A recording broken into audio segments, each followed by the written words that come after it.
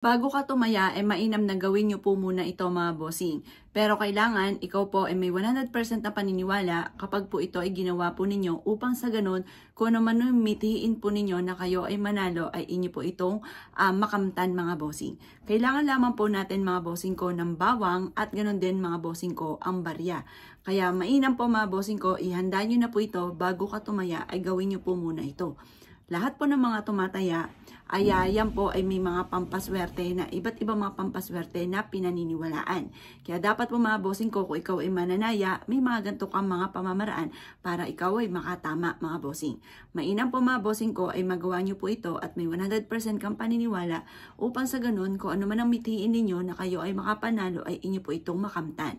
Mainam po mga bossing ko, maghanda ka ng isang butil na bawang at ganoon din ang barya.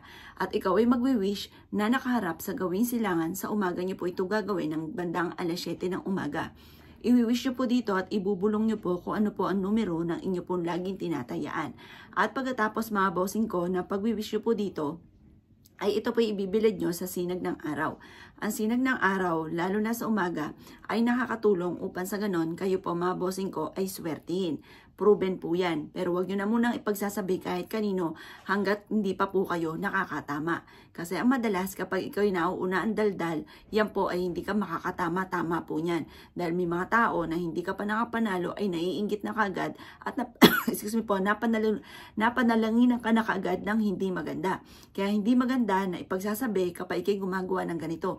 Isikreto nyo na lamang po ito mga bossing ko at makakatulong naman po ito upang sa ganon kayo po ay higit na makatrak ng swerte.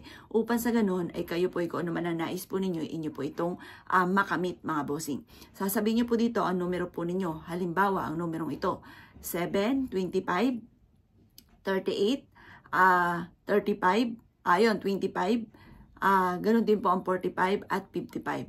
Bahala na po kayo. Mahilig ako sa number 5, 7, at 8 mga bossing. Ngayon po mga bossing ko, bahala na po kayo kung ano po yung inyo pong alagang numero. Masasabihin nyo ako ay mananalo na ng jackpot. At pagkatapos, pag nabilad nyo na ito hanggang alas 8 ng umaga, ito ay kunin nyo at ilagay nyo sa inyo pong bulsa. Ugaliin nyo po ito, lalo na kung nag-uumagahan ka, ibibilad nyo sa sinag ng araw. At ito po ay dalhin nyo kahit saan kayo magtungo. Lagi kayong dadalhin ito kung saan lagi kayo suswertihin. Proven po ito. Hindi natin masabi mga bossing, baka bago pumasok ang 2025, kayo po ay level up na ang swerte. Hindi natin masabi, baka bago sumapit ang 2025, kayo po mga bossing ko ay nakamit nyo na kung ano man ang inyong mga pinapangarap. Kaya ako kinaniniwala at nais po itong gawin. Huwag ka na magpatumpik-tumpik pa.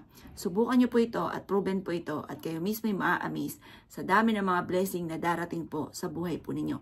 Basta may 100% kang paniniwala, walang imposible po dyan mga bossing. Basta positive lamang mga boss. Kaya ako'y kinaniwala at nais po itong gawin. Asya mga boss, lumarga na po kayo. Subukan nyo na po ito. Proven po ito mga bossing ko. At kayo mismo ang makakapagpapatotoo sa dami ng mga blessing na darating. Kaya ako'y kinaniwala at nais po itong gawin. Asya mga boss, good luck po sa inyo po lahat.